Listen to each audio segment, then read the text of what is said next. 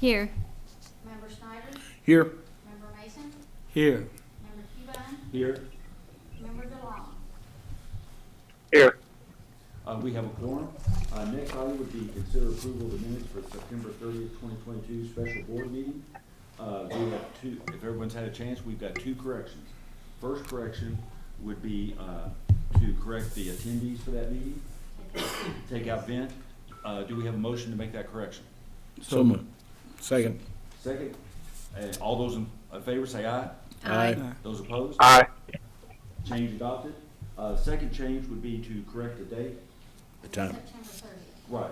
Yeah. The The September time. The time. The time, yeah. Yeah. It was 11:30 in the morning. Morning. So, Yes. yeah. Do we have a motion? I'll make that motion. We have a motion. Do we have a second? Second. We have a motion and second. All those in favor say aye. Aye. Those opposed? Mr. Chairman, I would approve, I would make a motion we approve the minutes as of the September 30th, 2022 special board meeting as amended. We have a motion. Do we have a second? Second. We have a motion and second. All those in favor say aye. Aye. Those opposed? Aye. Minutes adopted. Mr. Snyder? Yes, I'd also, we need to do the, did we do both sets of minutes, or did we do, Kathy, do we have both sets of minutes? First motion was just for the changes. So Right. I think Okay. you need a All right, motion to let me go ahead and make a motion as well to approve the minutes for the September 20th, 2022 board meeting as submitted. Do we have a second? Second. We have a motion and a second. All those in favor say aye. Aye. Aye. Those opposed? Aye. Minutes adopted, so we've approved both minutes. Mr. Snyder? Yes, Mr. Chairman, I would make a motion that we go into closed session pursuant to KRS 61-810-1C to discuss pending or proposed litigation regarding an employment matter. Do we have a motion? Do we have a second? Second. We have a motion and a second. All those in favor say aye. Aye. Those opposed? Aye. We're going into closed session.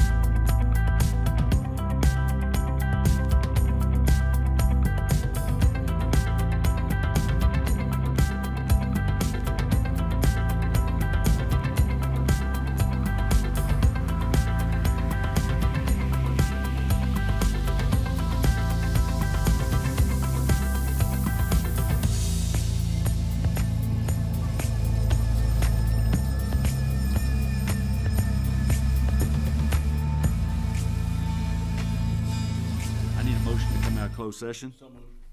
Do we have a second? We have a motion and second. All those in favor say aye. Aye. Those opposed? Aye. Mr. Snyder? Mr. Chairman, I'd like to make a motion to direct council to proceed as directed in closed session. We have a motion. Do we have a second? Second. We have a motion and second. Any further discussion? If not, all those in favor say aye. Aye. Opposed? Aye. Motion's adopted. Next item, financials. Consider accepting financials for the month ending September 30th, 2022. Mr. Denton? Yes, thank you, Mr. Cuba. Board members, good evening. If you would like, starting on page 23 of your board packet, I just want to briefly go over what we look like financially through the first 3 months, the first quarter of this 2023 fiscal year that ends in June of next year. Looking at page 23, it's a statement of net position. You can see our assets equals our liability plus our net position. Both of those at approximately $218.4 million. One thing to point out there that I think is worth noting, as you know and the community knows, we have a lot of beneficial capital projects in play. On line 45, you can see year over year, we're up approximately $10.8 million. That is the investment in capital assets that is outpacing our annual depreciation. So the money being generated from our customers, the net revenue, that's revenue over expenses, being put back into assets that will provide safe and reliable services is a good sign. So that's where we are on balance sheet through this as of September 30th. I'd like to just talk about financial performance for a brief moment over on page 28. Page 28 of your board packet, this is our statement of revenue, expenses, and change in net position. If you're looking at one financial statement to get a snapshot of the whole company's performance, you can see for the first 3 months, page 28, looking at the third line, you'll notice that we're a little above our budget to actual revenue and a little above last year whenever you back out the electric rebate from last year. We're up about 1.2% on revenue, and we are down below our budgeted expenses for the year, bringing our net contribution just over $4 million, which is outpacing last year and better than budget. We think those will tighten up as the year goes on, and the weather comes in, and we are a winter peaking system, so I think that comes into play as well. But overall, we're on track and in line with where we thought we would be through the first 3 months. I'd be glad to answer any questions. Hey, Jason, want to start with you? I'm good. Okay. Anybody else have any questions for David? Okay, if not, do we have a motion to accept the financials? So moved. Do we have a second? Second. Okay, we have a motion and a second. Seeing no further discussion, all those in favor say aye. Aye. Those opposed? Aye. Financials are accepted. Thank you, Mr. Denton. Ms. Poe, number 3, do we have any public comment? No, sir. Okay, next one. Mr. Foster, departmental reports? Yes, sir. We'll start with the Network Operations Center Director, Darren Randall.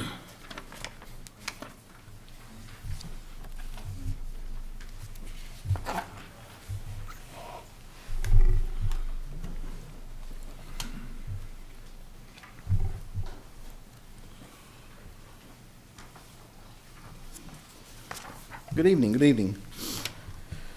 For the month of September, the NOC handled 2,109 phone calls, and the locators did 859 locates in September, so busy again.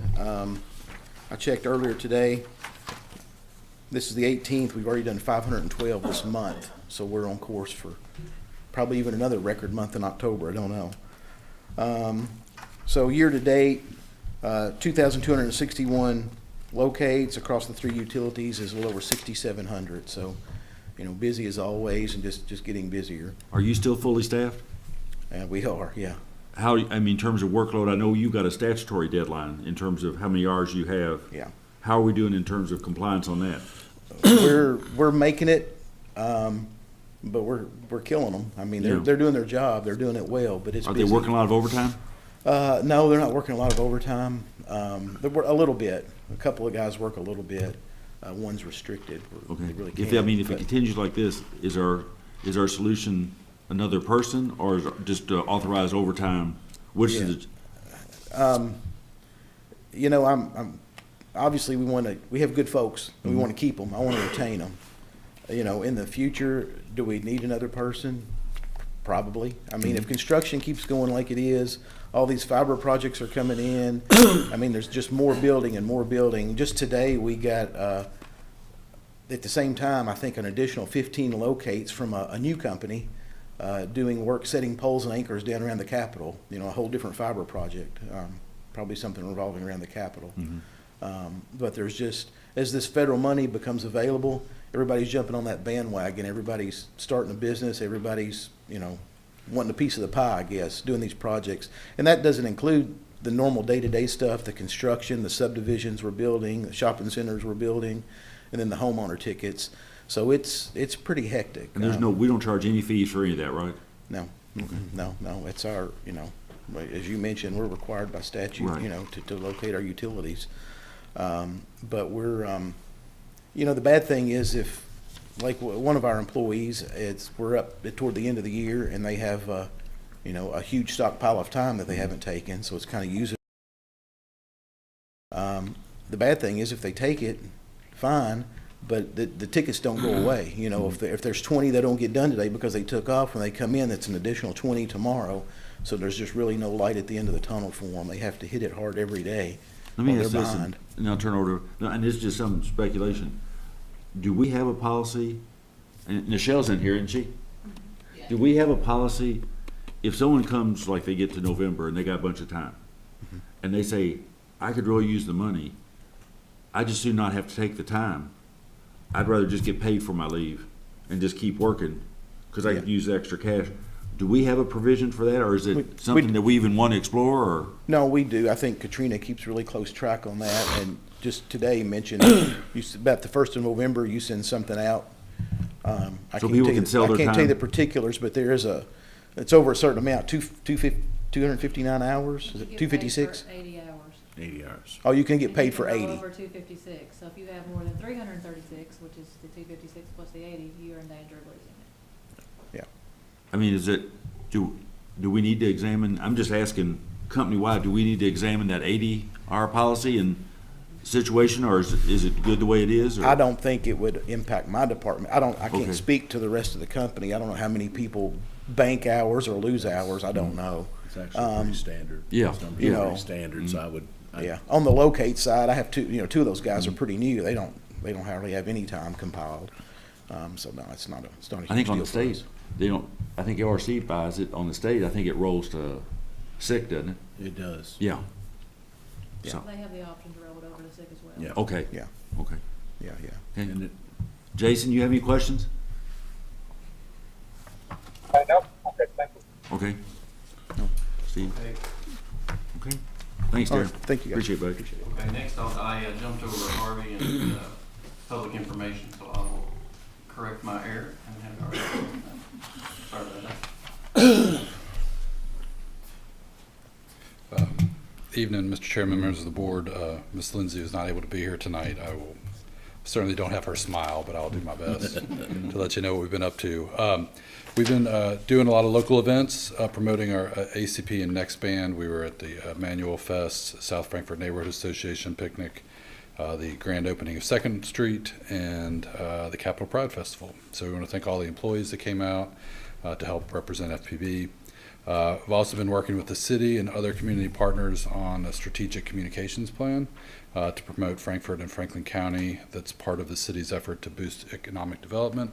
The first step is to help them producing a series of 30-second spots that will promote the Kentucky Distilled brand featuring local residents. And then finally, we're going to hold a Customer Appreciation Day right here on October 31st.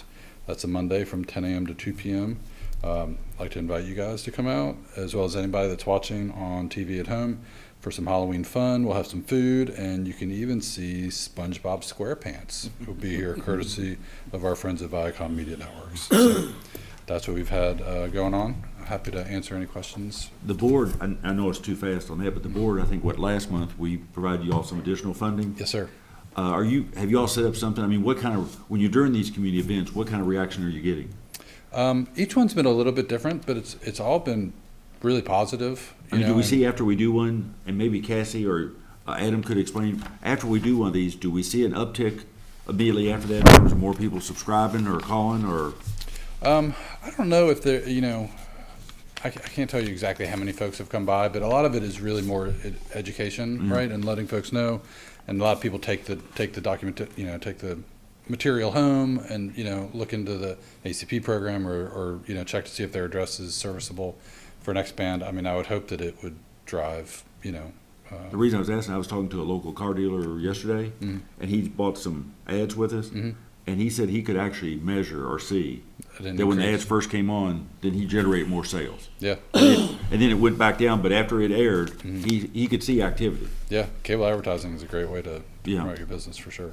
But I think we'll continue to do this, and it's a long game for us for sure. Okay. Any other questions for? Okay. Thank you, guys. Okay, next will be the customer service department report. That's customer service supervisor Cassie Escom. I think that report's page 111 through 114 in your report. Good evening, Mr. Cubine, members of the board. As Vince stated, our reports are on pages 111 to 114 of your board packet. Customer service in the month of September assisted approximately 9,915 customers through all of our different points of contact for them. The ACP is up again. It was up about 16 accounts last month from the prior month, but it continues to grow each month. And then our holds, which are payment plans that have been kind of ongoing since the pandemic, we are down to just 3 accounts that were part of the original 24-month plan when the governor implemented the pandemic protocols. So we only have 3 of those long-term ones left that were part of the original default plan, which is really good. We're happy about that. And then those average about $250 to $300 a month, which is pretty normal. And so we're sitting at around $315 for right now. So I'd be happy to answer any questions you all might have. Just one question I had. If the lobby customers, Yes, sir. if you look at the payments, in September of 21, we had what, 67? And then in September 22, we had 230. So with the reopening of the lobby in full and the loss of an employee to retirement, the decision was made to process payments through our drive-through and then all the other payment methods that we utilized during the pandemic. And all of our CSRs assist people doing that, but we don't have an in-lobby just dedicated cashier line anymore. And it actually has worked really well. People have just adopted other payment methods. That's why I was just wondering if for some reason all of a sudden we had this surge in people coming in the lobby. I mean, and if so, why would?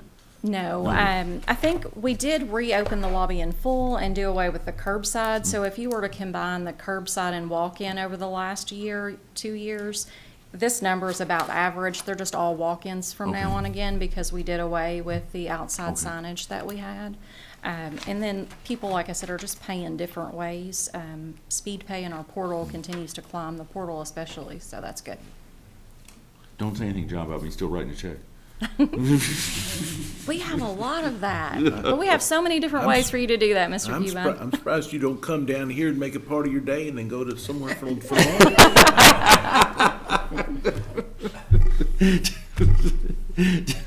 Does anybody have any other questions for Cassie? That's the only comment I got. That's right. Jason? I'm good. Okay, Thank you all. thank you. Okay, next will be the telecom report with the telecom superintendent, Adam Heller.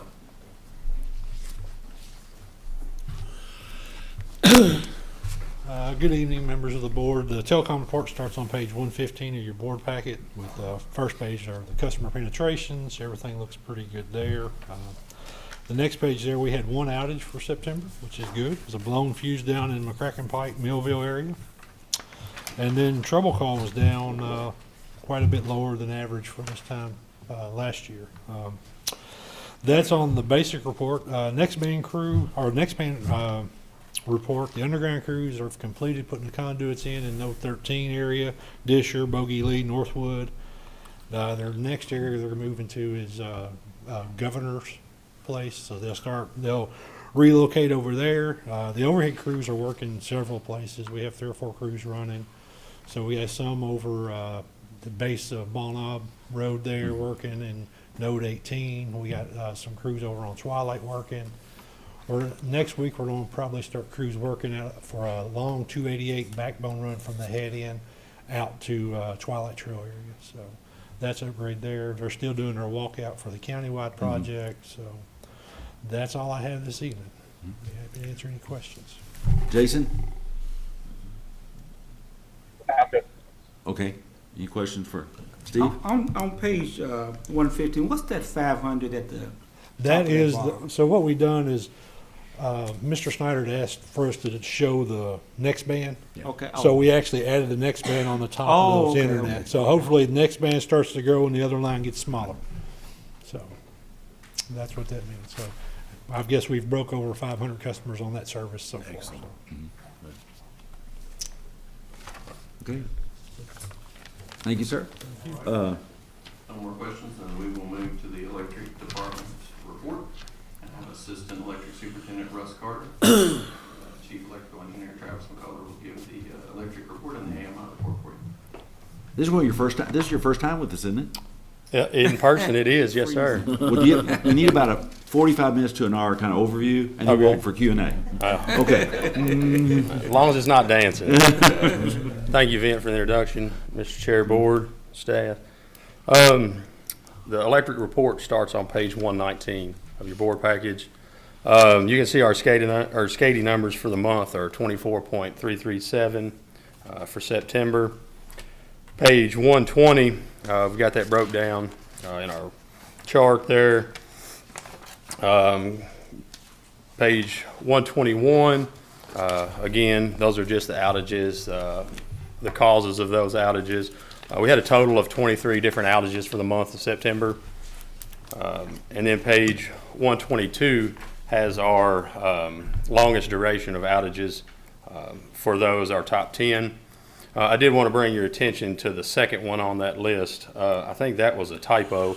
That was one customer that was roughly a 2-hour outage, but it accidentally got put in as a 20-day outage. So that time is quite a lot greater than it really is. Also, we had about 568 customers affected for the month of September with outages. So that's all I have. I'll entertain any questions. Squirrels and birds are tough, you know. Yeah, there are pains. That's right. Yeah, you get a lot of times when it gets really, really dry, they start, but they're also getting ready for winter. But when it gets really dry, the animals really start looking for water, and you'll get a lot more incidences sometimes. Any questions? Thank you, sir. Welcome. All right, thank you all. Okay.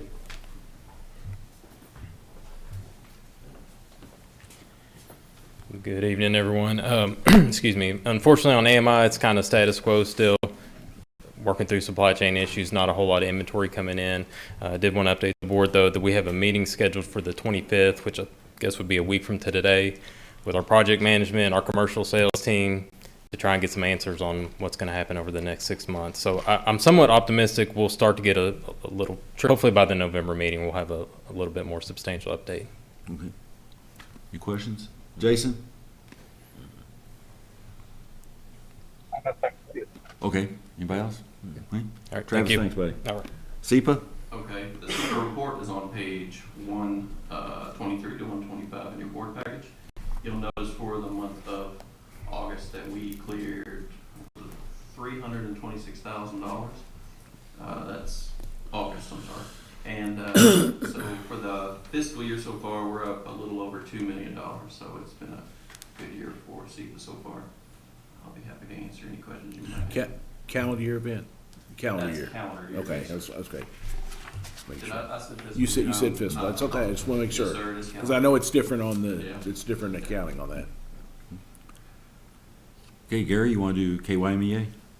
Very briefly, there are a little bit of better information than before considered, like I explained to the board, the cost of coal and gas is very high.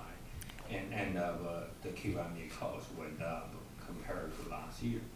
But last month, compared to months before, the cost difference going down a bit. Really? Yes, I remember I report to you the QME charges $28 per megawatt on the fuel, and their cost actually is $45. But that's a part of the reason there's $3 pass-through PCA to us. But the difference this month, I saw a report from that a little over 10, it come down to only 5, 6. So it's still higher what they do, but hopefully they are more improved. And also because part of the reason is the month we are in is typical. We don't have a lot of load, not just us, everybody. But winter time could be January start to February, could get worse than before.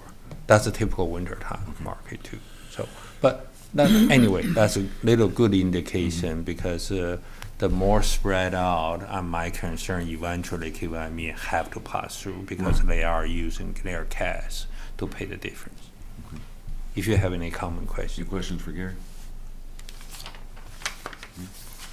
Jason? You good? No, I'm good. I'm glad to hear that, though. Thanks for the update on K1 Gary. Okay. Safety?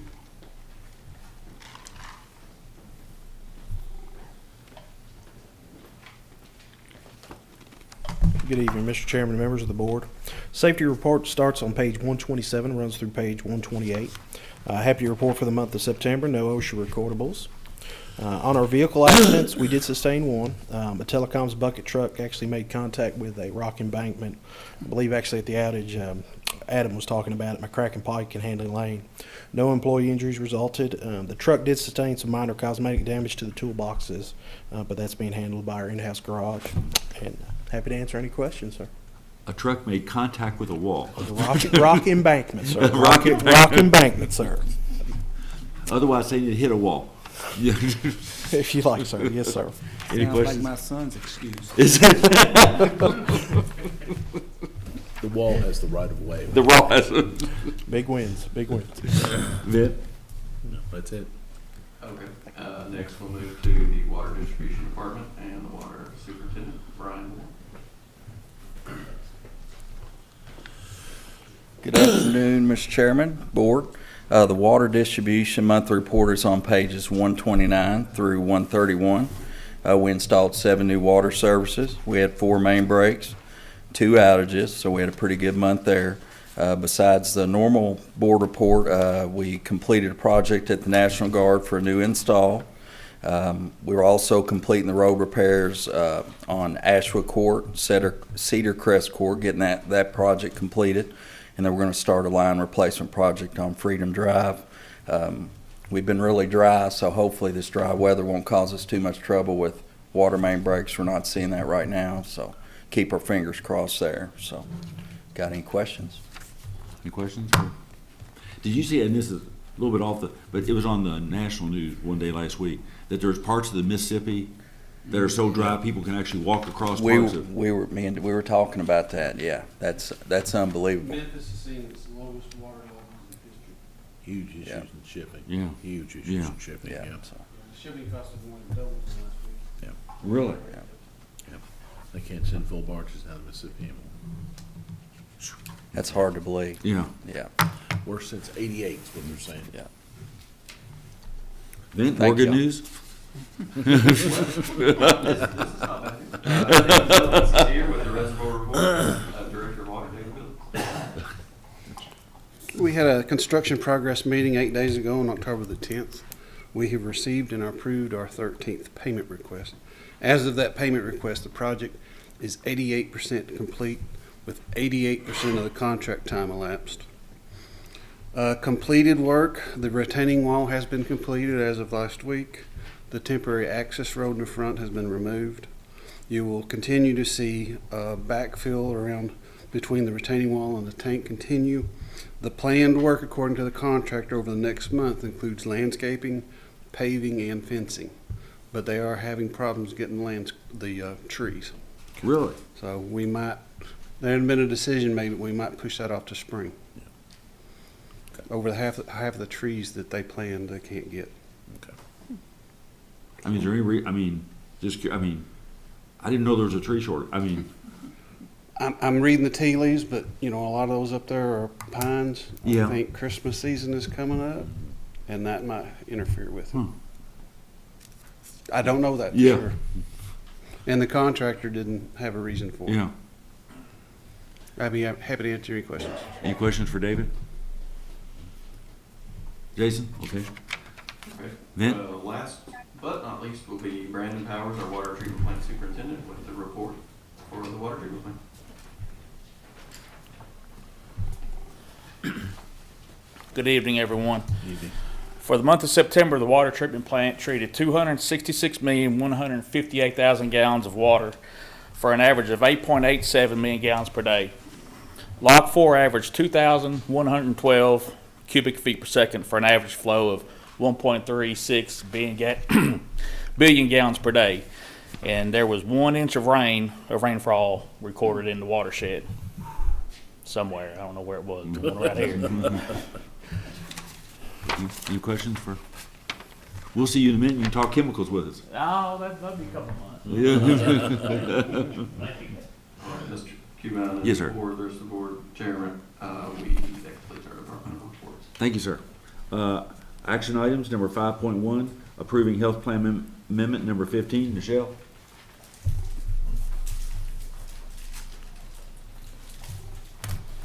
Good evening, Board Chair and members of the Board. Staff recommends that the Board consider approving Health Plan Amendment Number 15, stating that participation in the plan's pharmacy network requires the pharmacy acceptance of cost-price ACI pricing. By requiring pharmacies to accept acquisition cost index pricing, our plan pays a flat rate for prescription drugs without added fees. This ensures our pharmacy plan is receiving the best pricing and rebates. This does not directly affect our plan members. Does the board have any questions? Is there any adjustment to the plan in terms of any pharmacies participating or what the adjustment is there? No, currently we have put a restriction on 2 pharmacies. Right. And this language is just to make sure that we have it in our plan to support that. And so the restriction is those pharmacies that don't want to accept it, employees can still get an emergency, or they can get one filled there, like in the middle of the night or whatever? Well, we haven't made that change yet. So Okay. in November, I'll bring recommendations for As part of some the overall additional. plan? Okay. Yes. for So some that's not additional going to be changes. in this one at all? Right, correct. Okay.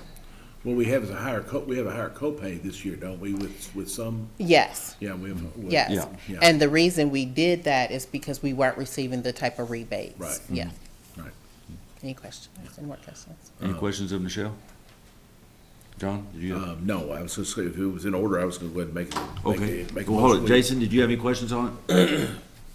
Okay. John? I'll go ahead and make a motion to consider to approve health plan amendment number 15 as discussed by staff. We have a motion. Do we have a second? Second. We have a motion and a second. All those in favor say aye. Aye. Those opposed? Aye. Motion's approved. Thanks, Thank you. Michelle.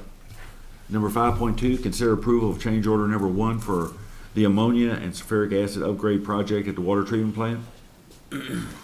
I guess we will talk chemicals. I Yeah. guess it's more construction, but no, we're not. Chemicals, Yeah. construction, there we go.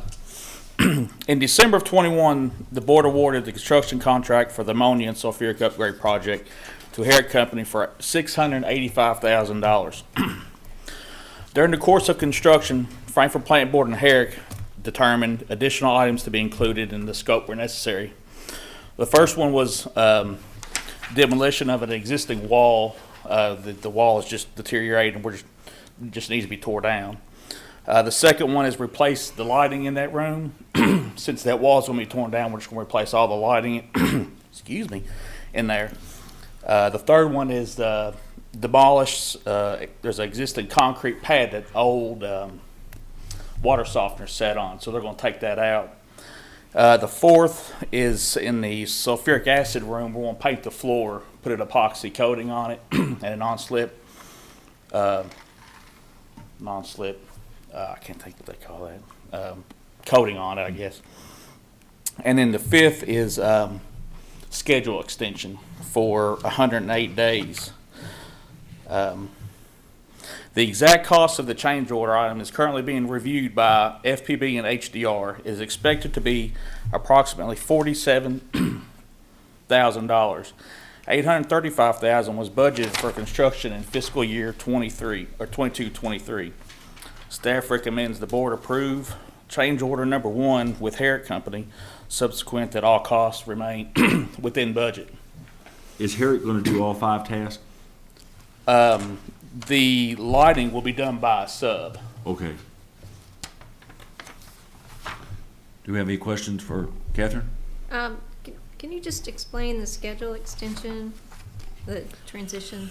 The schedule extension was when we first, so this is a new product to us. We're used to gas ammonia and we're going to a liquid. So it took a little extra time for us to get comfortable with using just that temporary system. So with us being used to the gas, there was a learning curve there and some chemistry we were trying to work through. So we wanted to make sure that we were going to be good with what we're going with. So we took a little bit of extra time. We just wanted to make sure everything was good. Once we would tear out, Yeah. once we tore out the gas system, if we didn't have the bugs worked out of the liquid system, temporary system, we were gonna have a lot of water treatment issues. So we had different bugs that we're seeing, so we backed up again and said, let's just wait a minute, because once we tear that gas system, we can't come back from that. So we backed up to make absolutely sure we weren't gonna have any more issues. So we voluntarily told them, could you wait a little bit while we work through this process? And they did. So the extra days are our doing from an operational level. And the contractor's not gonna charge anything extra for that There's change? no, there's not a charge for that. Okay. And they won't start, will they be able to do any work while you're doing that, or do we have to wait for us to make that transition before any work starts? They've started construction. They've got the pad poured. They've got the tanks set, and they've done some demolition and construction already. Okay.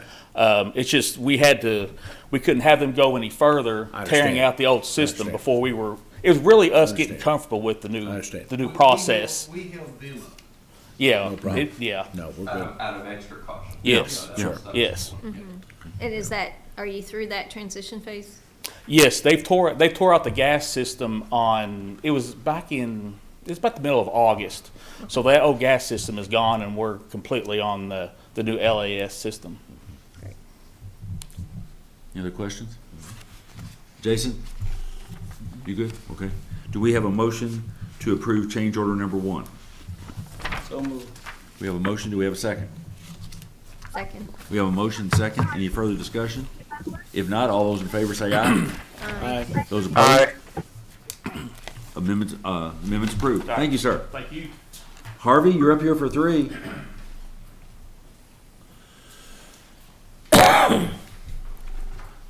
First one is item 5.3, consider accepting minutes of the June 14th Cable Advisory Committee meeting. Nothing out of the ordinary here. They're just presented for y'all to accept. Make a motion to accept the minutes of the Cable Advisory Board meeting of June 14th, 2022. Okay. We have a motion. Do we have a second? We have a motion and a second. All those in favor say aye. Aye. Aye. Those opposed? Motion's approved, or minutes are approved. Item 5.4, consider reappointment of Larry Toten to the Cable Advisory Committee. Harvey? Yes, sir. Staff recommends approval of the reappointment of Larry Totten to a second 3-year term on the Cable Advisory Committee through October 31st of 2025. The bylaws specify that members can be reappointed for an additional term, and Mr. Totten has indicated a willingness to continue to serve on the committee.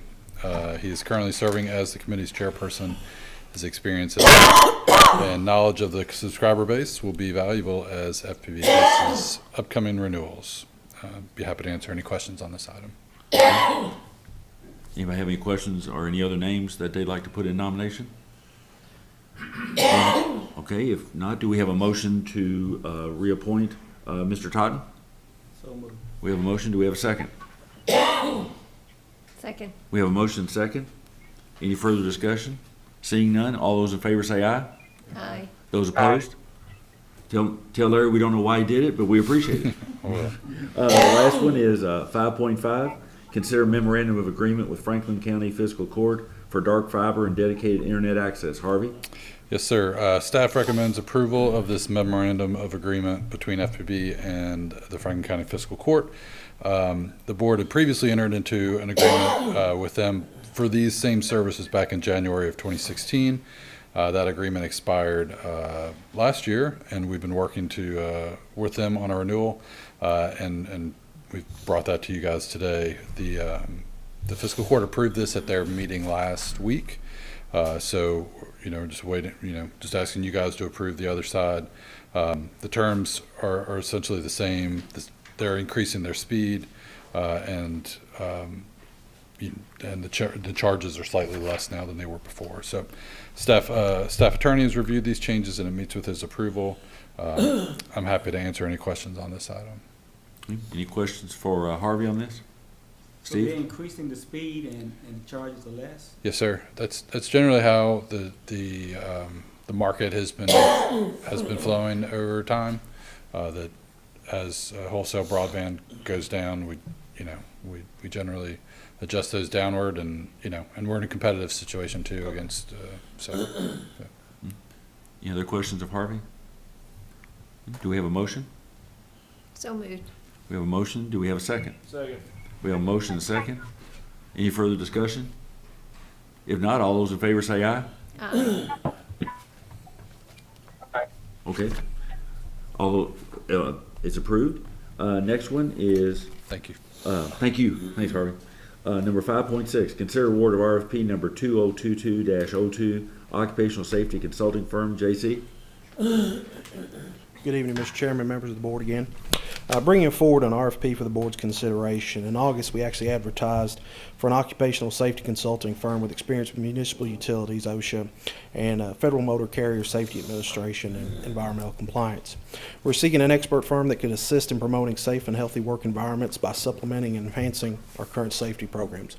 Basically, we're looking for an independent set of eyes to audit our current written safety program and policies, and maybe suggest updates and best practices. The firm would be utilized on an as-needed basis, and no budget modifications would be required or needed. The RFP was advertised locally, sent directly to 2 firms, and 2 firms responded within the time frame.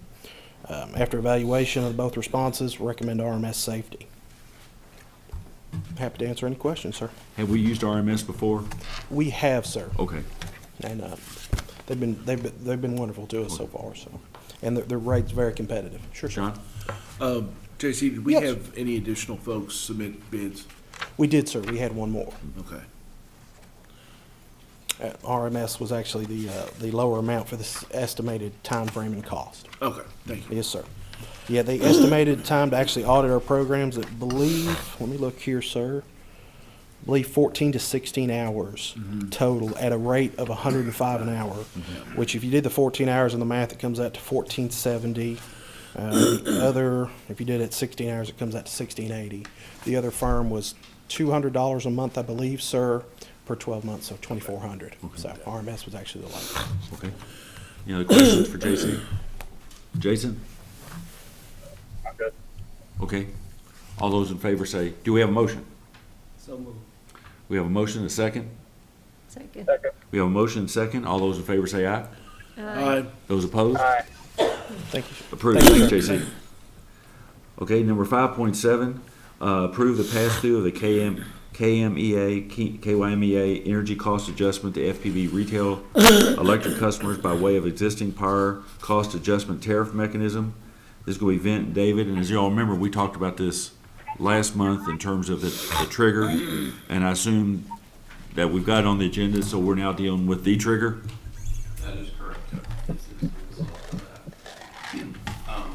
I've put together a few slides just to try to help explain it. There's a lot of acronyms here. So, KYMEA, the Kentucky Municipal Energy Agency, as we've said, they have provisions for an energy cost adjustment that basically lets them ensure that they do not drop too far below their minimum days of cash on hand, and then if they went too high, obviously it lets them move that out to as a credit. So it can be a collection or a credit, and in this case, it is the KYMEA finances are moving below 40 days because of market pressures that we'll talk about here in a second.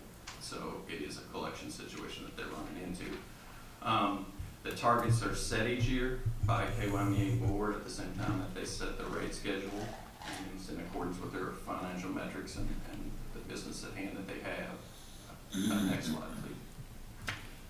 In September, the KYME board, and as you said, Mr. Chairman, this board also took up this item last month as well, but in September, the KYME board approved changes to their ECA. Originally, they had in their policy that it would be a 3-month window that they would look at, but with the volatility of the market and the issues we're dealing with today, that was too far, too much time.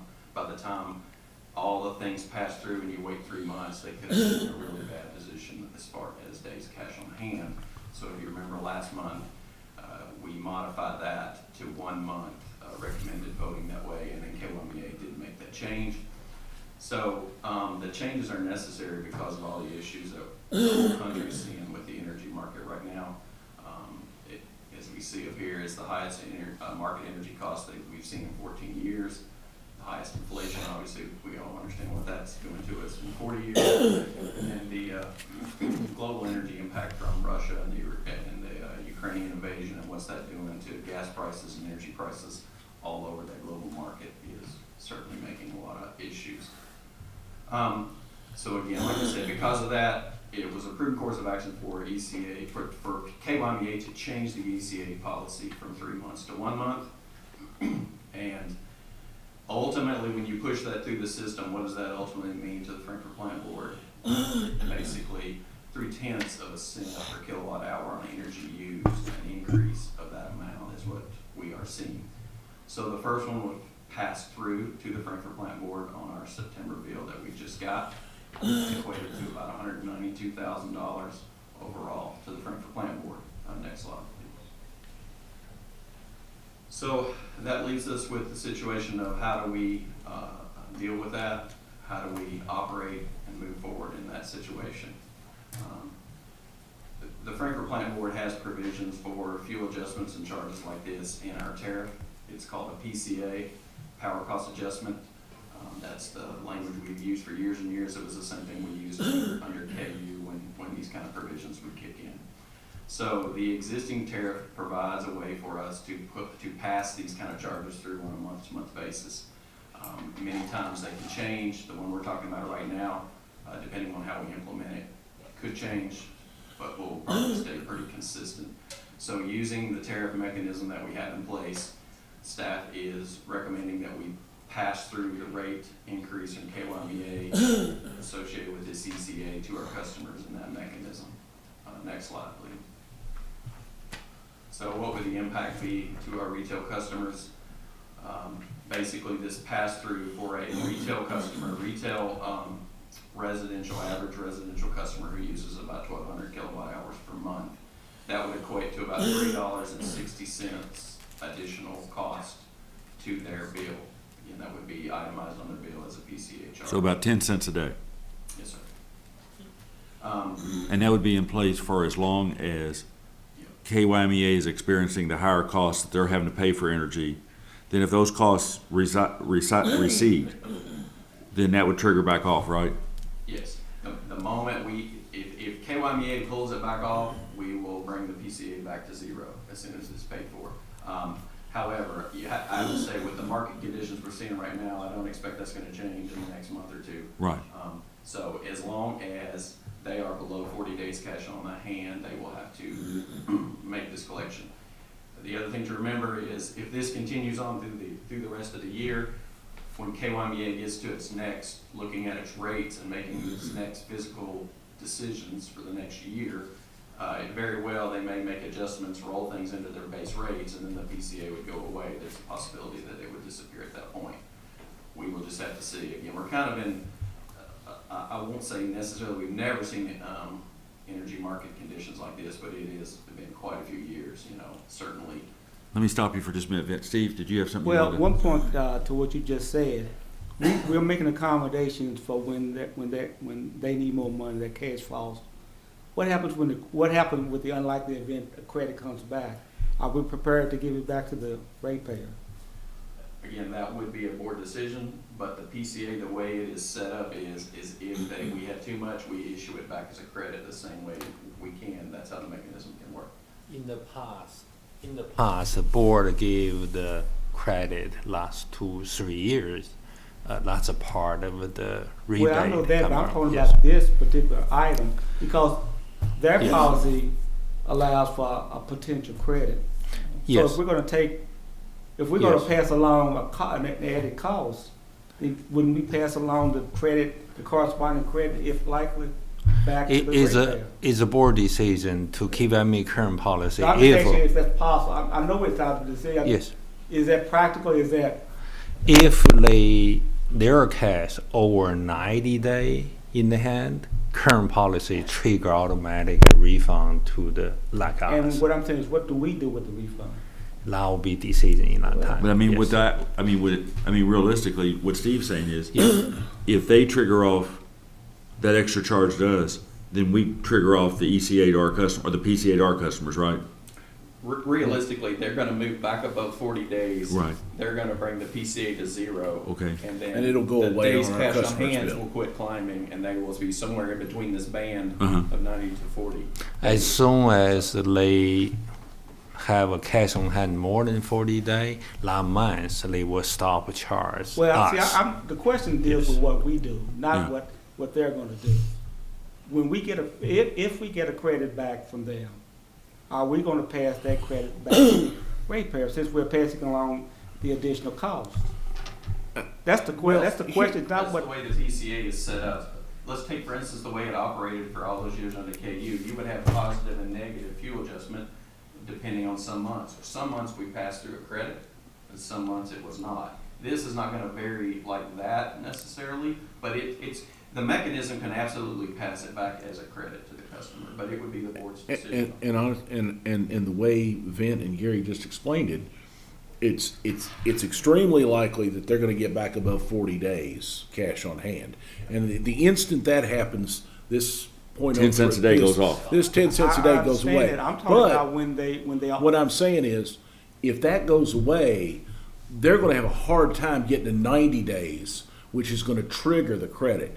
If it does trigger the credit, we'll cross that bridge when Well, we come to it. I think you should cross it now because I'm saying it's unlikely. But if it is possible that a credit large enough that will come back to us, we could give back to the customer. I'm not saying it's likely, but it's possible. So why not deal with that now? I don't want Well, how would it? a year or two from now and someone said, no, we just keep everything. Let me ask David or Vint this. Say we get to the 90 days and we get a credit back from them. Would we get that like in a reconciliation at the end of a fiscal year? Or would it just be a credit to us against our billings from KYMEA? And then we would basically have a surplus in our account where we were collecting the base rates, right? Currently is instant. Currently is, if they go to any month more than 90 days, that amount of money will divide by the member based Right. on their uses.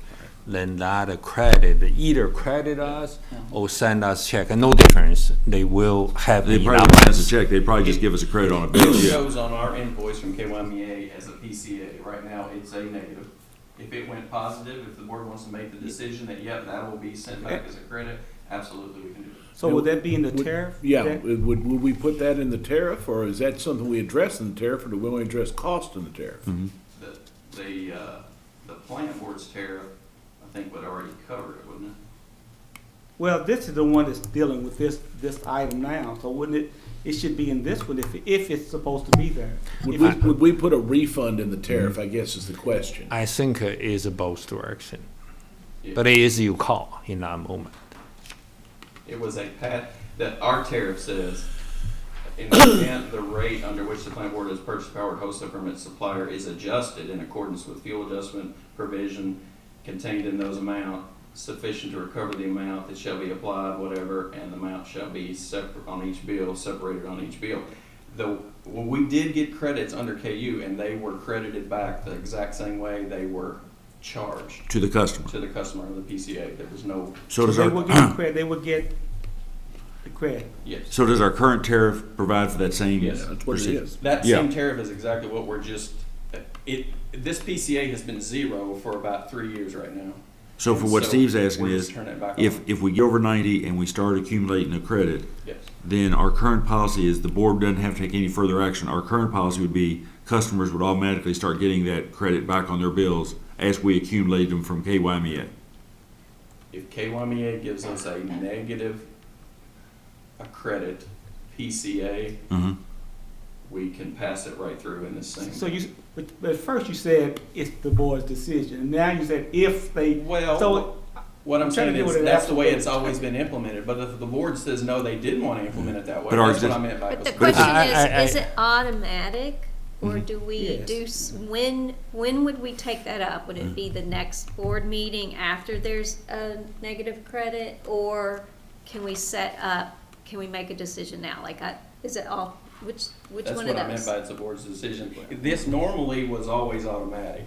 I think we're kind of bringing it tonight as an abundance. If the board of takes no action at this time, will it happen automatically? Actually, for this 192,000. No, we forget the already- 192. No, I'm no. talking about in the future, if we get Yes. above 90, Yes. and there's a credit vote, do we have to take any action, or will the credits automatically accrue back to the customers if we take no other action? In theory, you don't. But since the last 3 years, it didn't happen that way. We never charged a PCA. So this time, just want to be the customer where you know what happened. Actually, is staff asked me to say automatically put in before today's meeting to charge customer. What I told us is, hold on, I want you discussing it, you heard it, public can have that information too. I just try to explain what it is. We can't do automatically, but it didn't happen automatically because it would be So surprised. essentially what you're saying is the vote we're taking today is what's out of the ordinary. What ordinarily would happen is this would just show up on their bill as a PCA, and then if we ever got the credit, it would just show back up on their bill as a credit. That's not what you said. Correct. That's exactly That's what it correct. just said. That's absolutely You what just said used it's to the happen. board's decision to give the credit back. But it's. Because we set the tariffs. Yeah, that's what I meant by that. I mean, it's the board's decision whether they want to continue to implement this the way it historically has been done. I mean, if we maintain current policy, current tariffs, it will happen automatically. Correct. Okay. But if the board so choose to change that, that's what I meant by that. It's the board's decision. So the issue in front of us right now is to approve the pass-through, the 10 cents a day. And then the secondary issue is, we're down 1 month that we've incurred the cost and we've already been charged for it, but we didn't recover it. Correct. So the question is, A, can we absorb it? And 2, if we can't absorb it, do we try to recover it at one time, or do we prorate it over a series of months so we don't hit the customers with a double hit that first time? Is that correct? That's correct. If you want to, would you jump to the last slide?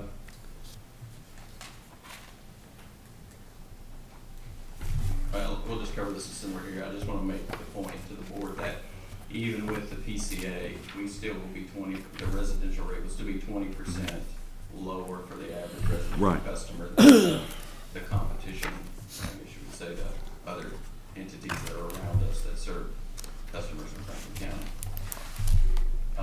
Next slide, please. Yeah, the question you were asking, Mr. Chairman, what kind of options do we have here?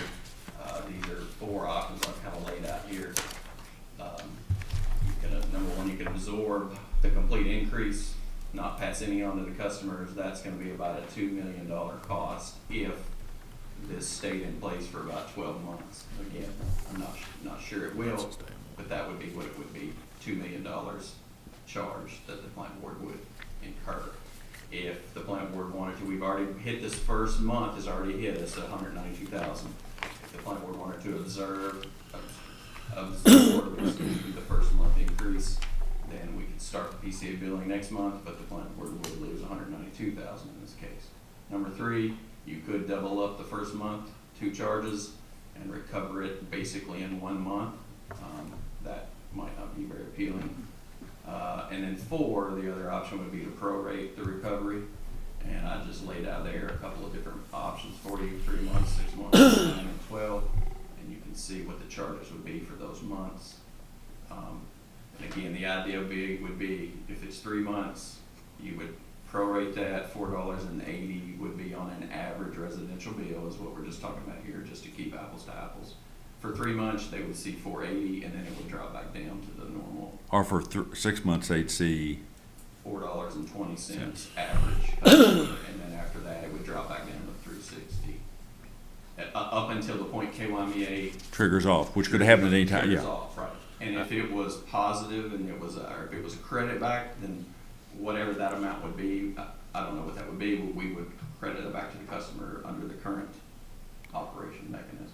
I mean, I'll throw out the first pitch and then open it up to you all. I mean, I'd love to do number one, but I'm not sure financially we can take that 2 million hit. Of the two, of the 4 options, I like either number 2 or number 4. Not very keen on number 3. So throw it out for Catherine. I like number 4 and stretching it out as long as possible. And I don't know if this makes sense, because if there is a credit back, we could just stop the collection process. Yeah, Theoretically. realistically, there's not gonna be a credit under the current situation, there's not gonna be a credit.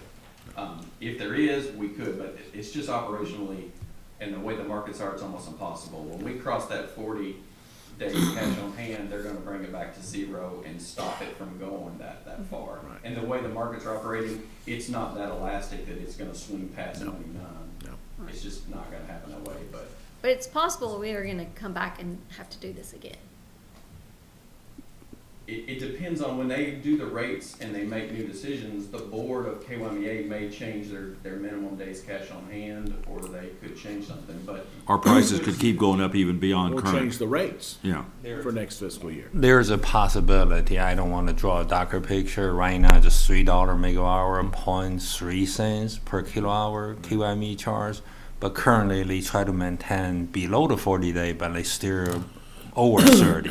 But if that case getting worse, then they might have to implement even more PCA. Because currently, if you look at our competitor, KU or Bluegrass, their PCA is not a $3, it's a $14 to $15. Right. That's what the last month we saw. Last month we saw. So theirs is much, much, much higher than Much higher than us, yes. Steve? So, I would probably go with 2. Mr. Denton, on number 2, what's that do to us? You know, if we were to end the fiscal year after 3 months, you know, we're tracking above. We could say, hey, we think we can handle it. There is pressure in all 3 divisions of this company. To absorb that much money, you would look at deferring a capital project, is where I would say for this minute, is where I would say that 192,000, we don't have that baked in a slush fund. So it would be, if we're going to designate a 192 to absorb, I would say you defer a capital project. Do we have any capital projects that, based on current timelines and that look like they're going to be deferred on their own because they're just not going to get done for either materials, bidding, or whatever? I would need to consult with those that are closest to the happening on the ground with capital. There is a possibility. There is a possibility because we are having problems with different supply chain issues. John? Oh, Steve? What was the surplus, if any, in the electrical budget last fiscal year? We had amount of cash on hand as we started the year. Now, what was budgeted versus what was spent in the electrical budget? You talking about the energy charges or total budget? No, yeah, the whole total electrical budget. What did we budget versus what did we spend? You'd have to give me a minute to look back at that. I think one thing that might answer your question a little bit is our AMI budget. Obviously, we've not been able to spend the money on that project because we don't have the meters, so that's kind of been paused. I think we're definitely, because of things outside of our control, we're going to definitely be in a situation where we're not going to spend the amount of money that was allocated to that project in the budget. So I think in that project alone, it's probably enough that, you know, we're going to have to push that project back a little further. I'm not saying don't do the AMI project. I'm saying it'll land in next budget. By its own weight, it's being delayed. And we would probably have more than a couple $100,000 of extra money not spent on that project. So I think in that project alone, the electric department will still balance the budget, I think. John? I'm pretty confident in that. I appreciate the thought behind absorbing some or all of this. I just don't think that's feasible for us right now. I think what we need to do is we need to go ahead and collect under number 4. I disagree a little bit with what Catherine said. What I would prefer to do would be do the shortest timeline of the 3 months. That is essentially $1.20 or so per on the average bill, the extra month above for that first 3 months. And the reason I would suggest that is if it gets worse in the wintertime and this charge has to go up, which is not beyond the realm of possibility, then we're stuck, raising that even more. And honestly, if we do it for 3 months at $4.80 and then they have to raise the PCA, it may end up just being $4.80 from here on out. I'm certainly don't know anything, but I would rather do it over a shorter time frame than a longer time frame. But I certainly don't think we're in a position financially. I don't feel comfortable with us absorbing this cost when, but because nobody else is absorbing this cost. If KU, Bluegrass, there's no electrical companies out here that are absorbing this cost. We're doing the best we can for our customers, and they can see based on the rates that it's not, $14, $15. It's $3. So we're taking a very conservative path in terms of whatever increases we're doing. But I would suggest we go with 4 and recoup all of it and implement a staggered 3-month thing to pick up what we had in arrears from the first month. Let me give Steve before I come back to you. Jason? Okay, well, thanks for everybody really thinking about this and laying this out. I do want to make a comment that, I've been watching this energy market along with Gary and Ben and everybody else in the energy world, and this is a global phenomenon that's happening. It's not national. It's not local. These are global pressures going on in Ukraine and Russia, and things way, way out of our control. So we're just trying to do the best we can. I agree with John that I think number 4 is the most sensible approach because these are pass-through costs. All the other utilities are doing it, and we're just trying to prepare ourselves for more uncertainty in the future. So if we start depleting our funds, if we have more uncertainty come, so, we're still digging ourselves up from the pandemic, we might not be in a good place to be able to make decisions with even harder curveballs kind of being thrown at us. So I think number 4 shows that we're trying to soften to our customers as much as we can, but it also, in between 3 months and 6 months, I'm open to that time frame, but I think John made a lot of good points. I'm just sorry that we have to do this, but I do like the idea that if things can start to recover, like Gary said earlier, about energy prices possibly maybe start to drop a little bit, we could start to build up that reserve again and maybe get back into either no cost associated with this or even a credit back to the customer, but I know we've a lot of uncertainty around that. Okay. So we've got a couple issues on the table. Does anybody want to throw out a motion? I do want to say one more thing about the 3 months versus 6 months. If for some reason the need for this PCA goes away in 4 months and we're still trying to collect the back stuff on over a 6-month period, there's going to be customers saying, well, this PCA has gone away. Why am I still being charged for this bill? So that's the reason I would push for the 3 months. But, whatever. Let me say this. One, we're a public agency, so it would not be other utility companies. $192,000 is what I'm saying we can absorb. I guarantee, well, I can't guarantee, but if you look at the budgets of the last few years, the prior years, there's always been some surplus in it. So, and that money just keeps passing on. The AMI project is not going to be done. You're going to have money. So we're not really losing money because all we're talking about is spending money that won't be spent at the end of this fiscal year. So couple that we're a public agency, we're not a profit agency. I don't see any problem in absorbing the first 192. And 192 is taking. You're right, it's going to go up again, but that's 192. The ratepayers don't have to pay right now. I just think the question is, where do we stop when we get there? How much can we continue to absorb and continue to absorb? You stop right there with that. That's all I'm Are you sure? I mean, yeah, I am sure because going beyond this, it's no catch up. We're starting from scratch with them. It's no catch up after this.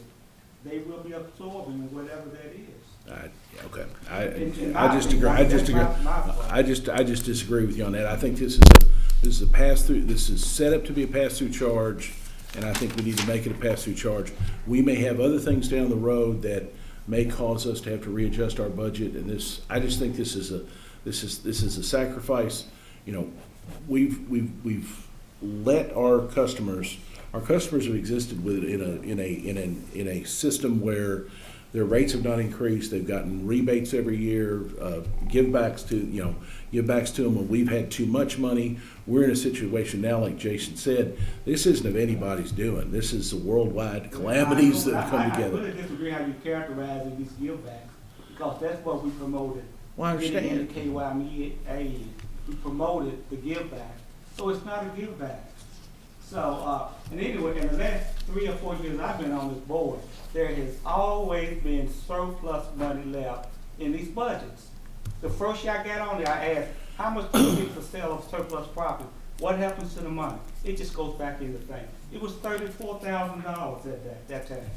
So I know there's surplus money in the budget, and $192,000 in the electric department is there.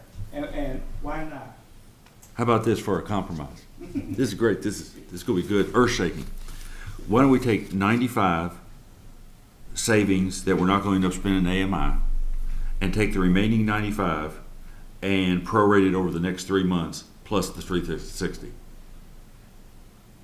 So we buy down half of the increase. We buy down half of the 190. I knew having a budget director as this chair was going to be a problem. See, you got to put a little notwithstanding language in there, buddy, and then you cruise it.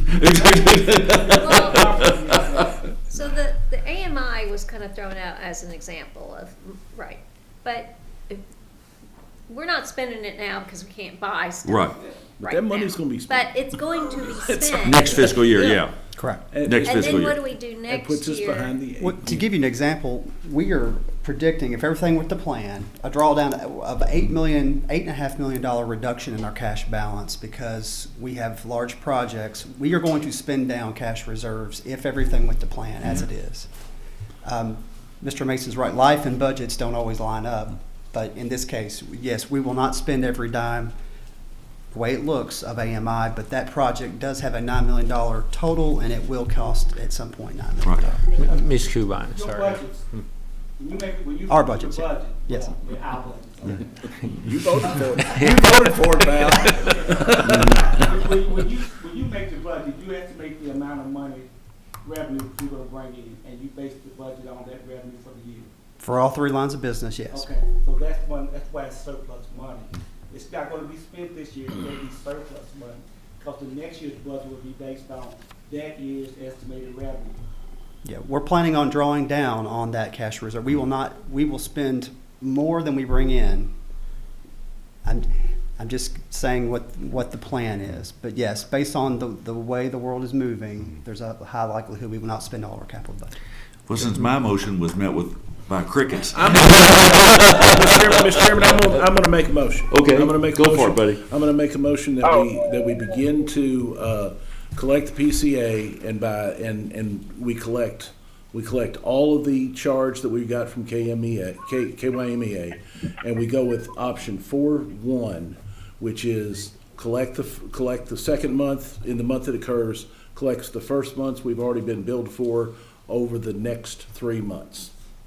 And that is the motion I will make. So you basically are option 4 you're taking option 4 with the 3-month option. With the 3-month option of recouping the very first month that we've already been charged for. And recouping that over a 3-month period. Over a 3-month period. Yeah, that's the motion I will make. Do we have a second? I second that. Did you second it, Jason? Yeah, I second it. Okay, we have a motion and second. Any further discussion? Can I make another point real quick? Sure. I guess I hear what everyone's saying, and I see where everyone's coming from.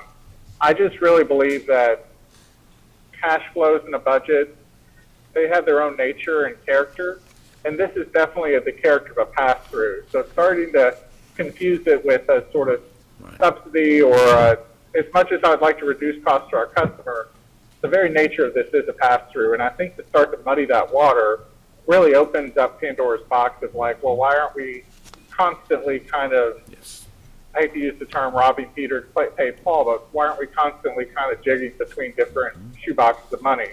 And so I think this one's a very clean pass-through, and we need to treat it like that, just like utilities normally do.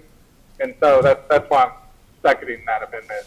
I don't want to charge our customers extra money, but this is a global, national, regional, and now local kind of issue. Okay, we have a motion second. Does anybody want to change or explain their vote before we vote? Okay, we have a motion second. All those in favor say aye. Aye. Aye. Aye. Those opposed? No. Motion passes. Okay. Are you voting or not? Yeah. You say it. No, yeah. Item, let's see.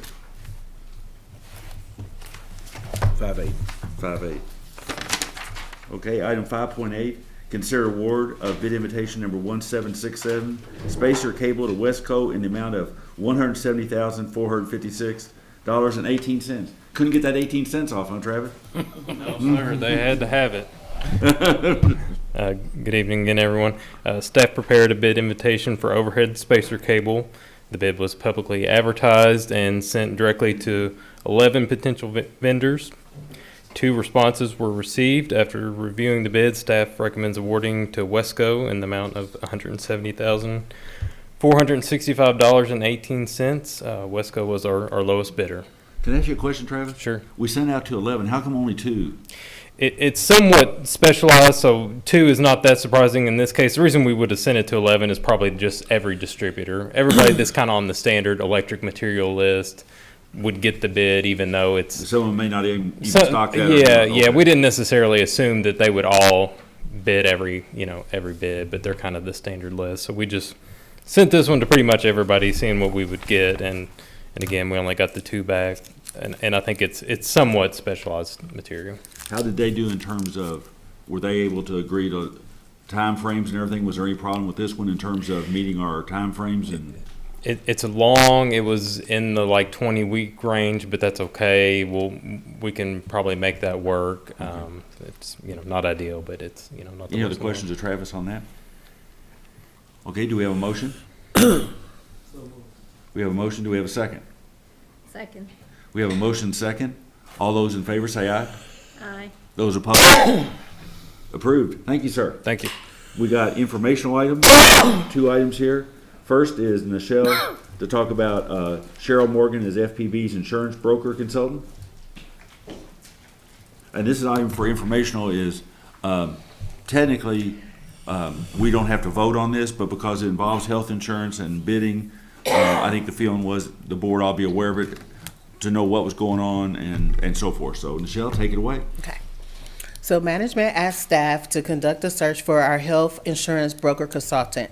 So in August of 2022, FPB issued a request for proposals for those services and received 5 responses. Proposals were reviewed by myself, our chief operating officer, a finance director, and the HR staff. In conducting the search, staff was able to confirm that our current insurance broker, Cheryl Morgan, offered the needed broker and consultant services, and their professional fees and commission structure is competitive and favorable. In addition, the search also helped us to determine that staff will conduct a health insurance broker service request for proposals at least every 5 years. At the November board meeting, I plan to bring or present to the board any health insurance plan recommendations and the stop-loss quotes for the board to approve. So do you have any questions? How many did originally we say? I know you got down to a final 2. Yeah. For negotiation. How many total originally bid or indicated interest? 5. 5. Mm-hmm. And then 2, you narrowed it down to 2, and then Yes. Okay. And how long has Cheryl Morgan been our broker? Honestly, I've been here 16 years, and so I've worked with them for 16 years, and they were here prior to me starting to work here. Okay. And then last year, what did we come in under budget on health insurance? I don't know. You remember, I Dave? believe we budgeted $3 million. It was 2.6. Okay. It was. That sounds about okay. Close to that. So, any other questions from Michelle? You don't need to make any approval on this. No, we don't have, no, that's right, yeah, I mean, it's just, Yeah. all we have to do is thank you for your presentation. Okay, thank you. Okay. Next item is Ethics Committee, member terms. We've got a member that's coming up, as I understand it, Hans, 2. And then the question is, do we want to offer them to be reappointed if they're willing to, or do you know if they're already willing to? I wanted to get everyone's feedback this evening before I reached out to anyone. Right now, I mean, they're 2-year terms and both expire in December, so we need to lock down, at the latest, have an agenda item to approve 2 new members in December. So the 2 options are, if these 2 people are willing to be reappointed and serve, that we could do that. If anybody had any other people they wanted to nominate for the positions, we could consider those names also. Correct. So basically, all we're doing today is we're not voting on these people. We're basically saying, either A, do we want you to contact them and see if they want to continue to serve, or if anybody else wants to submit any other names to Hans to contact, get their resumes, circulate, we can go that route. So, yes, sir. Do we need to do anything other than that, or just? No, sir. Just if anyone has names, the item has got a kind of settled on a December 1 deadline.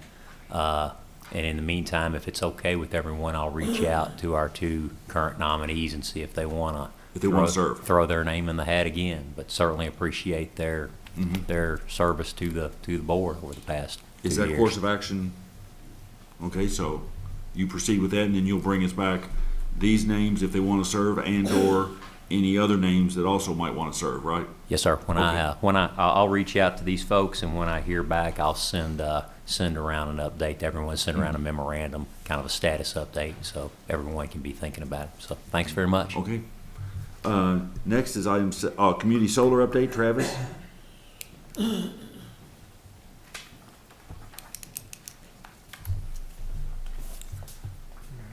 Good evening again, everyone. So the update on community solar, the RFP that we discussed last month is substantially done, pretty much ready to go out the door. Maybe a couple minor edits, and we can get it out tomorrow, assuming everybody's happy with that time frame. It'll be a little bit of a tight schedule, but we should still be on track to get before the board in November for possible vendor award. So we should still be able to make that time frame. The only other possible item I think that was up for discussion, we have in the RFP that the solar would be here at this facility. It's a total 570 kW facility broken up into 4 phases. We want the bidder to quote phase 1 about 150-ish kW with a option for the second phase, which would be in the 300 kW range. So that's how it's going out the door now. I want to make sure there's no potential changes to that. I think there was an alternate site that was maybe floated out to us. Do we need to have any discussion on that? Or are we happy with the location we have here? That's all what's in the bid now. This site, 150 kW with an option for a 300 kW. Jason, you and Catherine, what's? Yeah, Travis, thanks very much. I reviewed the RFP very quickly earlier. Overall, it looks really good. I did have one. I think you've laid it out. I think the site we've picked right next to the headquarters is a great site. But one question I did have about the RFP, if you don't mind. Sure. You guys included a contract, like a kind of a templated contract at the end of the RFP. Is that pretty typical for the plant board to do with an RFP submission? It is. We typically would like to go ahead and get our terms and conditions out there out front. Not that those are not anything that can be adjusted on a project basis. They're not boilerplate in the sense that we don't change them project to project. But yes, we do. We typically would like to put our terms and conditions out with the bid. We don't want to get a response back from a vendor that we think is really good, and then a week down the road, we can't agree on some of the terms and conditions. That wouldn't be ideal. Okay. So, Hans, unless you have a different opinion, I think that's pretty standard. Yeah. Catherine, because I know you've been working closely. I'm sorry, Jason. Do you have something else? Oh, I'm sorry. I just want to throw out in. Was there anything in the larger RFP? Like I said, I reviewed it fairly thoroughly, but maybe I missed a word here or there, that stated that they could actually negotiate the contract. Is there some flexibility with was that noted in the RFP, or is it kind of take it or leave it approach? Generally, it's unless there's something outside of the terms we propose. Some of those, I mean, it may depend on what the item is, I guess I would say. Some of the contract terms, like Hans was pointing out, are to align us with state statutes. For instance, Sure. Retainage provisions, I think those are laid out in contract law. That's why they go in the contract that way. Are we doing firm fixed, or are we doing competitive negotiation on the RFP? I think it's a fixed price.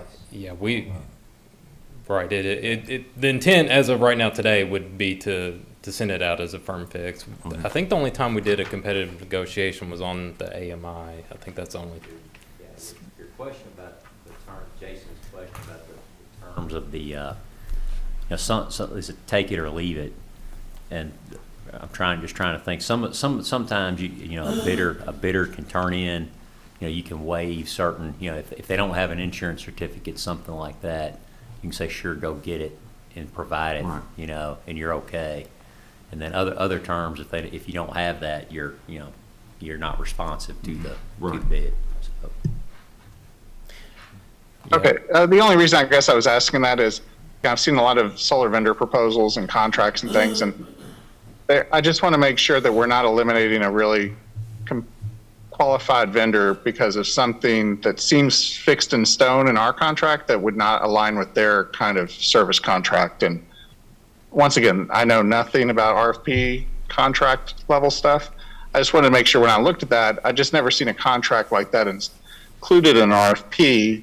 I just want to make sure it wouldn't turn off some really qualified vendors who would just not want to meet those letters. So that's it. Hans, if you think there's flexibility, if you think they understand that they can negotiate a little bit.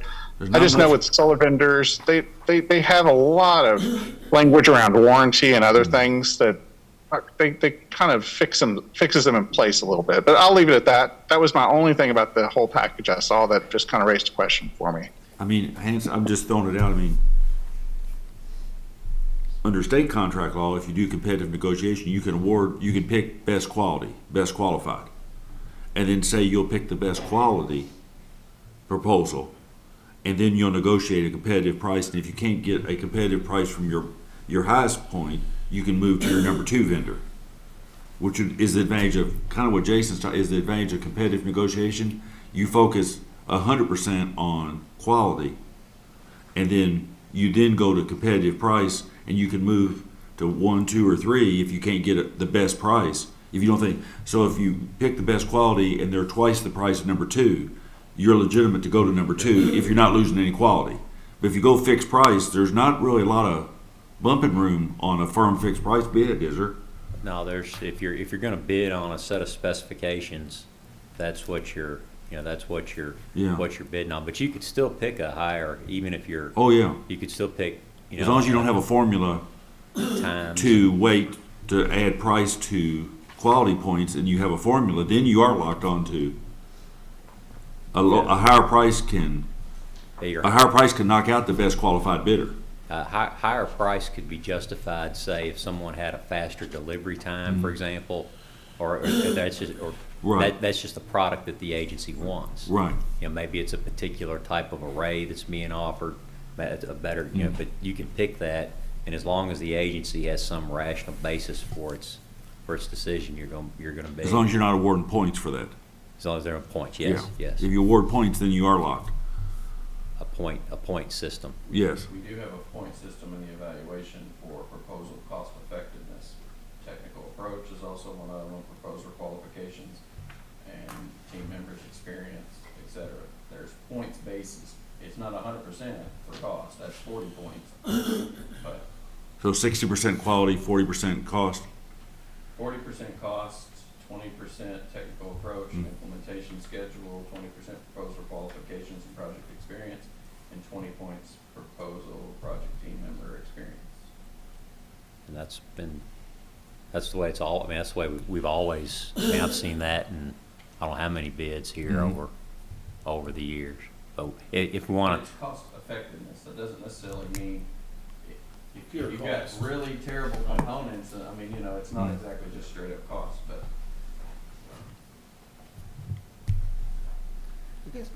You know, if the board wants to, you know, that's what we put it out there for. If the board wants to change the. I mean, we want the best quality proposal, and what Jason was saying, we want the best quality proposal at the best possible price. But would we be willing to pay more, a little more, for a better quality? And you know, again, competitive negotiation gives you a little running room in there to sit down and bring the vendors in, talk to them, score them. I don't know, whatever y'all think. I mean, it's not something we're voting on tonight. I think We're there gonna move has it from to be, informational to an action item. yeah. Yeah. Well, in my concern, I think we definitely have to have that flexibility in there. And Travis, I saw that scoring ranking. I thought that was really a good approach. But there's apples and oranges in the solar market. I mean, with Chinese panels, they could be getting very cheap panels that don't have a great life to them. It could drastically reduce, quote, their costs, but they're giving us a very inferior array. So I think as much flexibility as we can have to kind of sluice that out from the proposals from the vendors would be best. But I thought the ways you guys laid out the RFP was great. I thought it did that. I was more asking about the contract with FPB. If we wanted to put draft or negotiable, or if we want to just add a little language to give a little flexibility so a vendor wouldn't look at that and go, well, I'm not even going to apply to this because I'm not going to sign that contract that is. That's the only slight heartburn that I had, but the rest look great. So I'm good. Steve? My suggestion would be if Jason has time when he gets back, if he could get with Hans and kind of get in what you talked about, Jason, into this contract. You know, to lay some of your, because I think you have the expertise to understand how to get flexibility into this contract. So if Jason has time to, when he gets back, to come back, you know. I don't want to slow this train down. Travis, you guys got a great timeline in the RFP. You guys are trucking forward. I mean, in my mind, even just a watermark on the contract saying draft or typical template or even a language in the RFP that says, you know, see attached contract negotiable. That's why I asked if you guys had that language in there, because I didn't see it. And, you know, it's negotiable, but this is our standard contract. That's all I'm saying. I'm not trying to open any cans of worms. I think you guys are trucking well, and I want to get out of your way so you can keep trucking on this stuff. If I can make a suggestion, one thing possibly we could do if Hans is okay with it, he says it's okay. Something along the lines of, we'll attempt to enter into a contract with the top ranked vendor. If for some reason the contract terms negate our ability to do that, we will have the right to move to the next best proposal. Yes, if that works. If you want to leave it out completely, you could do that too. I mean, we've done that as well, as leave out and like you just said, you could, you know, attempt to come to some terms if they don't, you know, maybe they look at, for example, like Jason was talking about, maybe they don't like our insurance requirements, for example, and they just say, I'm not going to do those limits or whatnot. I mean, there's some provisions, there's some terms and conditions that are not We negotiable. have to have in there. Like EEOC, political, all those type things have to be in there. You can't make contributions to win a contract. I mean, those are all standard law stuff that have to be. Then there are other things which, you know, the state uses the term best qualified, which deals with both, in 45A, with both the best quality and the best price. So you have the ability to negotiate that. Certain terms and conditions are not negotiable. They have to live with that. We can't waive those. We can't waive anything that's in state or federal law. That's true. Could I make a suggestion? Sure. Based on what Mr. DeLong, I think he was asking. It says on-site solar installation agreement, and then it's all laid out there. We could change the wording to proposed on-site installation agreement, open for discussions or something along those lines, guideline, proposed on-site installation agreement guideline. We could put that in there. I think that would be pretty clear that these are the terms that are important to us. Obviously, and in all the ones I've seen, I think anybody, they propose something no matter what it is, and then we have conversations, and they're like, you left that out, or hey, that's not there, and we just, that's a normal way we do it. If there's the thought that this will, I mean, obviously Mr. DeLong's in this business to a large degree, the consulting side of it. If that might scare away vendors if we put proposed on-site or sample on-site installation agreement. I think that would send a pretty clear message that, let's talk about the terms. I mean, Yeah. if that would I mean, you solve could that put in big- there, One word. something that's simple, and I've seen this on state contracts. You could put in there this, the FPB will enter into a contract with the successful bidder.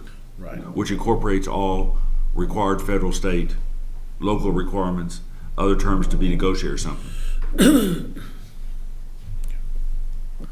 Can we do both? Yeah, that's, you guys are, like I said, I didn't want to, sorry, go ahead, Catherine. No, I mean, if we could have that language and the, sample language, I like the idea of hopefully short-circuiting later someone saying, oh, no, I'm not agreeing to that. So then we waste time. Right. Mm-hmm. But I understand Jason's point, not scaring away somebody who thinks this is just written in stone, but we also have to let people know, that they do have flexibility, and so does the next guy, and we're gonna go with the quality. So if we could have a combination of the language, like this is a sample, as well as your language, but I like having that sample in there. And I don't want to slow this down. I mean, we're trying to get this out tomorrow, right? That would be ideal. If we push it maybe a little further, we could still maybe make November, but I think tomorrow would be ideal. Yeah. Yes, If you push it much more, you're gonna run into the other issue of eliminating potential vendors because your timeline's so tight. Right. So I wanna make sure. Yeah, plus we're already looking at the site walk on the 26th and questions by the 27th. Are you changing, are we keeping that date I if mean, it gets out those would tomorrow? those would be tight deadlines, but that would be the intent, yes, to give everybody at least a couple days to plan for the site walk. Put those items in there as optional for that reason. I don't think we should necessarily boot anybody if they don't come to the pre-bid meeting. So those aren't mandatory. It's not a mandatory pre-bid or site walk. Right, exactly, yes. We left that open to. What you have is one vendor shows up to the site and looks around and goes, well, I guess I'm the only bidder. So I don't wanna do it. I mean, sometimes your bidders' conference are mandatory and your site Yeah, walk, sometimes, right. yeah. We've actually had those, if you don't get people, then you have to back up and do it again. But Right. in this case, I'm afraid they would look around and say, does the board want? One thing I like to talk a little bit, Travis mentioned in the beginning, the side. I mean, it's not something we want to propose any change, but there's some new information I want the board aware, know that. Actually, the city manager talked to me, said there's a piece of land available, could it let us consider, which has happened just a few days ago, right? As soon as I have a share with you too. I think it was Friday, maybe of last week. Friday. But can you show the board aware, you have any map, any information that the board aware that, you It's can in describe here, it but with, I yeah. couldn't, I mean, we have a picture, but I wasn't sure exactly what it was. Spaghetti Junction, the north side of that, northwest side of that intersection is my understanding of the lot they proposed. The area where if you're coming up East Main, you would turn right on Versailles Road? Come up Main that way, or which section? Opposite of the cemetery, It's so the north. opposite side of East Main from the cemetery. There's a little access road that goes back behind Crestwood. I guess kind of this. We'll pull it up here. Okay, Okay. yeah, So we can see that here would probably. just a second. But yeah, there's a vacant. Is there? Vacant lot right there on the. It's the only vacant lot on that corner. Yeah, yeah. Yeah.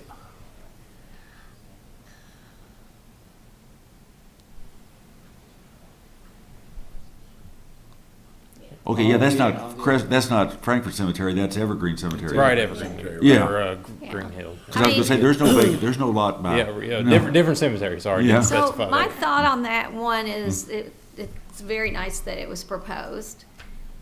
We did want something visible to the public, but I don't think we want it that visible. No. I think we would get a lot of pushback. There's some concern. Actually, we are not really the solar engineer at all, but solar can reflect the sunlight, particularly the traffic going north. When you have afternoon sign can reflect to you. That's a very busy traffic area. Plus, that's the place where all the political signs go during every season. I mean, and That you know, I raises don't know. a good I don't question know. about approvals. Is that right? Do we need any approvals for construction? is that city property or state property? City. City? Yeah, I not assume sure, a city, but I didn't check. I mean, because there's a U.S. highway on one side of it. City, Just- right. City, 3.5 acre, I understand. Doesn't make sense. You know, I was just mentioning to John, that seems like they would have much more commercial viability than just putting a solar array there. So I'm a little surprised by that. And I also like, I really think this is a really, really neat idea. And I've kind of been watching the sidelines, and Jason and Catherine have been taking the lead. But I'll tell you, I like the idea of having it here at our headquarters. I think it sends a message, and I think it sends a message to the community. And I think it's public enough, but out of the way enough not to be a nuisance to anyone or anything like that. And the traffic concern and how it might affect traffic might really be a concern. So, I think I kind of like having it here. So. Steve, what do you think? I like it here too. Jason? I think we got a good location. I think Gary made a good point about potential glare off the panels. That is a really busy intersection. Also, I think, I'm not sure who else may, but the commercial viability, it may not be commercial viable at this moment, but 10 years it could be.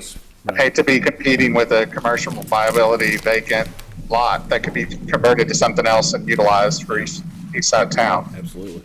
So I like what John was just saying. I think behind our headquarters right there with the new Humane Society, with the state office building, with Commonwealth Credit Union, we're going to have plenty of visibility, but also it's out of the way. It's not really impacting anybody directly.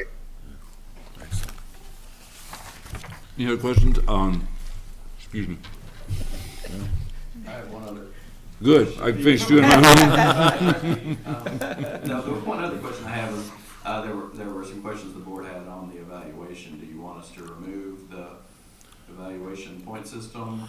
Cost is in there. Does the board want that removed? No, I think the idea is, if it's cost efficiency and not merely cost.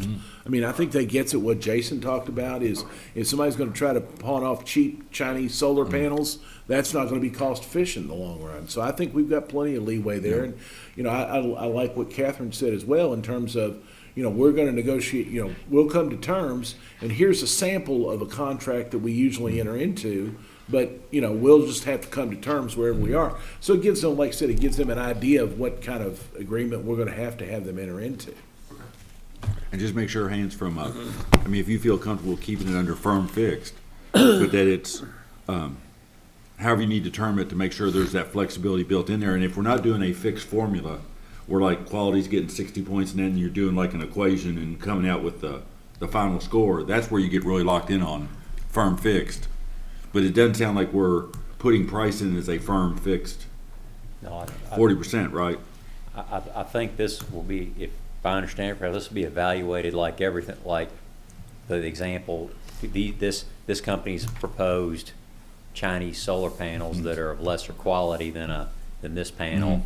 And that's your justification for differentiating the right. But they bids. couldn't lowball the price and end up winning it anyway with inferior quality.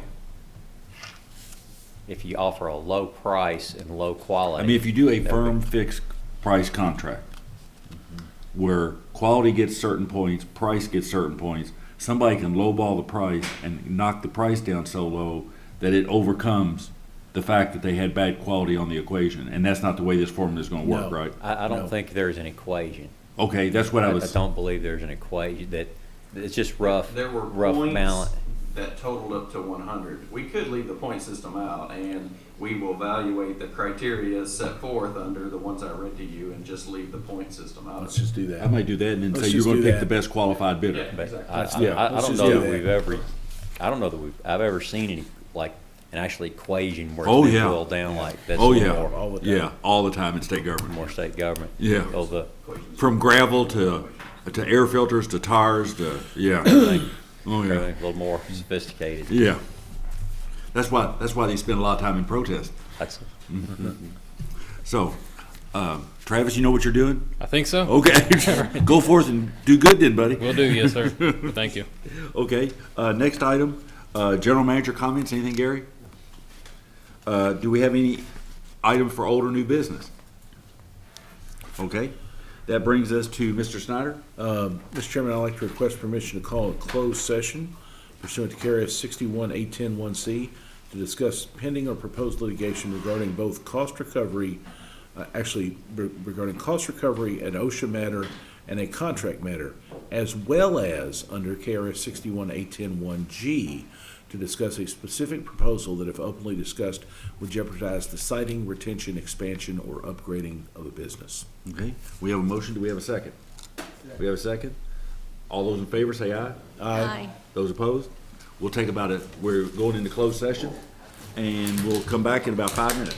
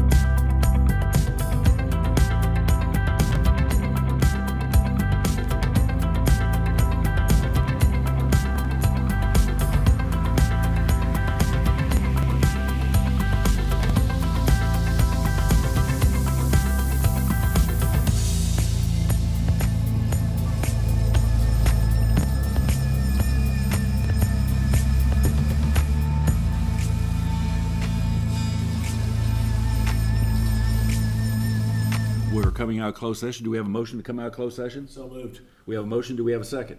Second. Do we have a motion to adjourn? Oh, first, all those in favor say aye. Aye.